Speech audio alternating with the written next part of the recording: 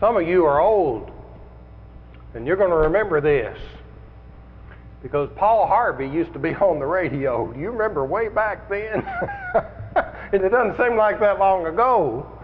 And he would tell us the rest of the story. Do you remember that? Well, we've got the story of the Hardeman Tabernacle sermons here. And that was nearly 100 years ago. Not quite, but getting close, about 96, I think, if you get exact, 96 years ago. And there's a story that wasn't told. So tonight I'm going to tell you the rest of the story. If you don't have one of these, I think including this one, there's 3 left. So make sure you get one if you want one. And if there's any left after a week or two, I know a good use for them. So I'm going to put them to good use. But you may want to get those. So let me tell you that story. It's going to be not going to be long, because I want to leave you tonight feeling like I hadn't really felt like I've been to worship. So it'll motivate you to get on over to Old Philadelphia and to worship with them. By the way, I was just thinking, we talk about old. It was almost, if I got this right, it was almost 40 years ago when Clifford McLean led that reconstruction. Can that be 40 years? And if you count these gospel meetings they've had since then, plus their Family and Fellowship Day on April 1st, that's about 400 sermons that's been preached in that building since they redid that. Wasn't that a worthy effort? And we got a chance to go be part of that heritage and part of that tradition tonight, and then all through this week as much as we can to take advantage of that and to really appreciate the work that had been done there many years ago and by Clifford McLean, and the work that's still being done there in the fellowship. But let me tell you about the Hardeman Tabernacle sermons. When these were first done, they weren't called the Hardeman Tabernacle sermons. I don't think this is going to work for me tonight. What's wrong here? I'm going to turn it off and use this, okay? They were called the Hardeman Pullius meeting. That was it, Hardeman Pullius gospel meeting. I think that's on. Okay. And the reason was because of the song leader, C.M. Pullius. Now, C.M. Pullius was a great preacher in his own right, and he was preaching in Murfreesboro at the time. And this is the story of C.M. Pullius. I want to read a little excerpt. There is in this book, and by the way, I want you to read this sometime, the history and description of the meeting. You want to know why that meeting was a great success? It's because people went to work. That's why it was. There was a lot of work that went in ahead of this meeting for it to happen. And I'll be talking about that as we talk about preparing for our meeting as well. But let me read a couple of paragraphs here. In the history and description of the meeting, a number of business meetings were held at different houses of worship in the city before all of the plans of the meeting were completed. In none of these meetings was the individuality of the local congregation lost sight of, and all action taken and every decision reached was subjected to their approval later. Quite naturally, there are a number of things concerning which there was room for differences of opinion, such as the time and place of the meeting, the proper ones to do the preaching and lead the singing, and the kind of songbooks to use, and various other details. Well, you can imagine. Now, they asked C.M. Pullius to lead the singing. And here's what it says a little further on. After much consultation and deliberation, N.B. Hardeman, acting president of Freed Hardeman College, Henderson, Tennessee, was selected to do the preaching, and C.M. Pullius, minister of the Church of Christ at Murfreesboro, Tennessee, was to direct the song service. That they met all expectations and justified the wisdom of their selection was attested by the fact that thousands were singing their praises when the meeting came to a close. Let me read one other piece.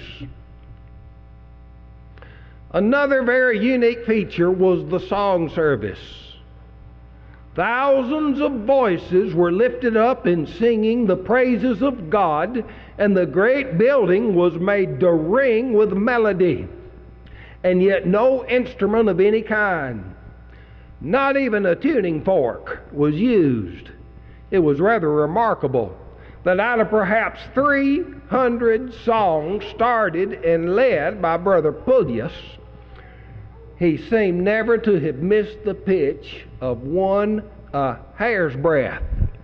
So he had quite a ability to lead singing there, didn't he? Wouldn't that have been grand to sit in that Ryman auditorium, just filled, packed, full, like we have talked about that it was, and to lift up our voices there. That later became the home of the Grand Ole Opry, and I know there's been a lot of songs sung in that building, but I'd rather been with them there singing those gospel songs, wouldn't you, in the building at that time, than all the shows they ever put on.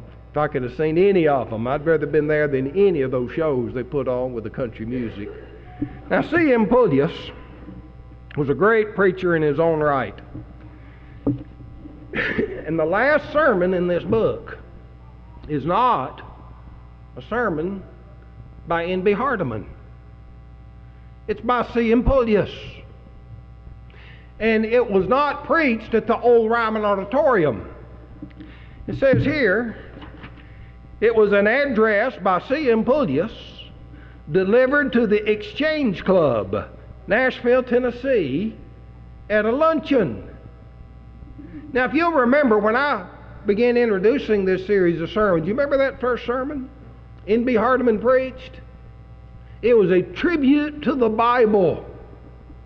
And in this last sermon, C.M. Pullius is also making a tribute to the Bible. And the title of this sermon is The Bible and Business. Now let me read to you an excerpt of that sermon just so you can get the kind of idea of the kind of preaching that C.M. Pullius did. The business world would not be troubled again by bankrupts and delinquents if the Bible were the guide.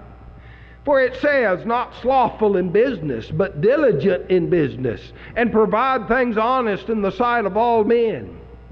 This followed, and the business of the world would be so renovated and overhauled that all friction, economically and industrially, would entirely disappear, as well as all domestic disorders. The same Bible furthermore says that we should learn honest trades for necessary uses, that we be not unfruitful, Titus 3:14. Do your own business, work with your own hands, that ye may walk honestly toward them that are without, and that ye may lack of nothing, 1 Thessalonians 4:11 and 12. Let him that stole steal no more, but rather let him labor, working with his hands the thing which is good, that he may have to give to him that needeth. Ephesians 4:28. This would protect the merchant and safeguard the buyer, for all would produce something, hence all would have something.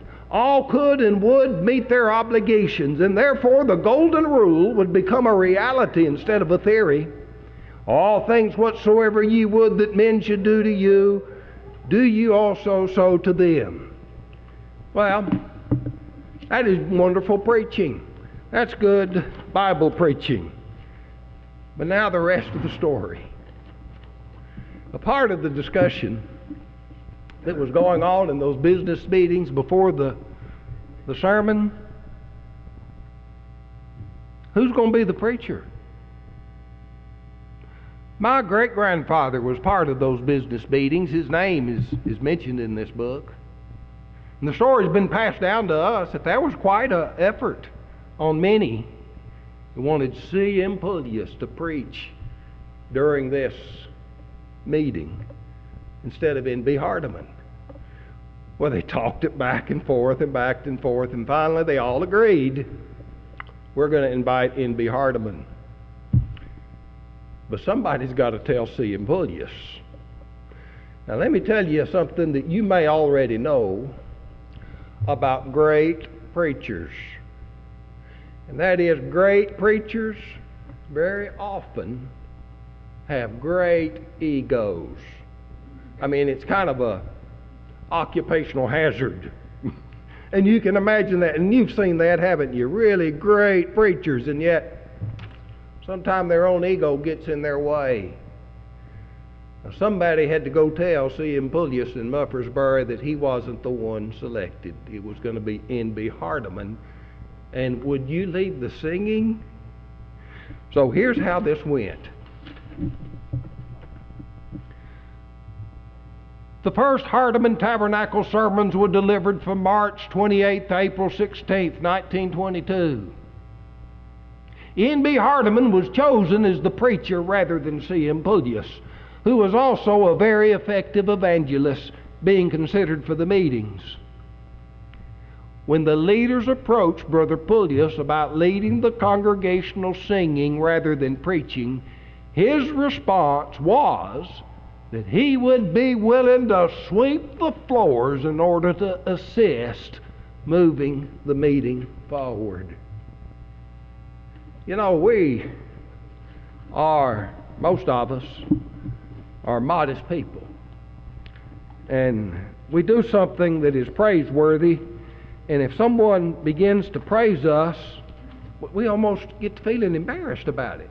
Like, oh, I don't, and then try to make not so great, or bring it to someone else. Well, I couldn't have done it if it hadn't been for so-and-so, or a lot of times, well, we need to give God that glory. And it's just our nature to be that way.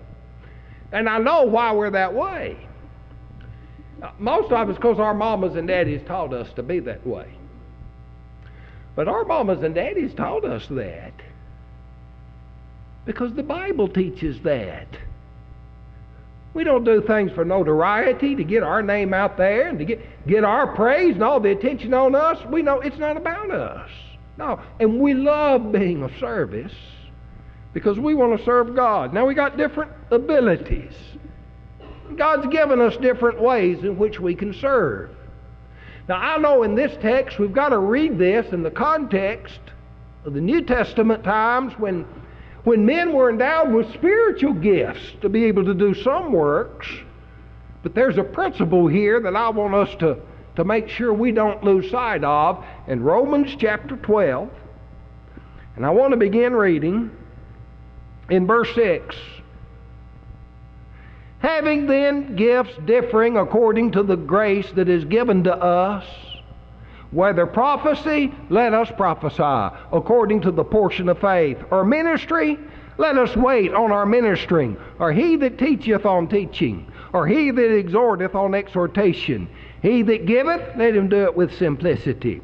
He that ruleth, with diligence. He that showeth mercy, with cheerfulness. Let love be without dissimulation. Abhor that which is evil. Cleave to that which is good. Be kindly affectioned one to another with brotherly love. Now here it is. In honor, preferring one another. Who gets the praise? Who gets the glory? Let the song leader have the glory. Song leader says, I'll sweep the floor. Somebody had to do that, didn't they? Let the janitor get the glory. We couldn't have had that meeting. Somebody hadn't cleaned that building up for us every night. And just think about all the little tasks that everyone does. And generally, I mean, every now and then we get somebody that's, well, they got a little ego problem, but most of us, and I've seen it here, most of us are glad to just work and let others be, and look for a chance to praise others. We want to praise others, but receiving praise ourselves is a little almost embarrassing to us sometimes, isn't it? Well, that's the rest of the story. It just makes C. M. Pullius rise in estimation to me that he would take that attitude. I've got a book I should have brought called The Life and Works of C. M. Pullius. It's about a nearly 600-page book. It's quite a voluminous book, and I enjoy reading that sometime. But the Hardeman meeting, because the song leader was willing to say, yes, I'm more interested in the gospel than I am the attention. Let's N.B. Hardeman come, I'll lead the singing, and we'll have a great meeting. Now, the thing is, it's always about Christ. And that's the way it needs to be with all of our lives. Let's live in such a way that our lives bring glory to God and glory to Christ, and we'll have a life that will be full of joy in giving. And if you're not a Christian tonight, then you have an opportunity to come forward and be baptized into Christ, or if you need our prayers, let that be known as we sing this song.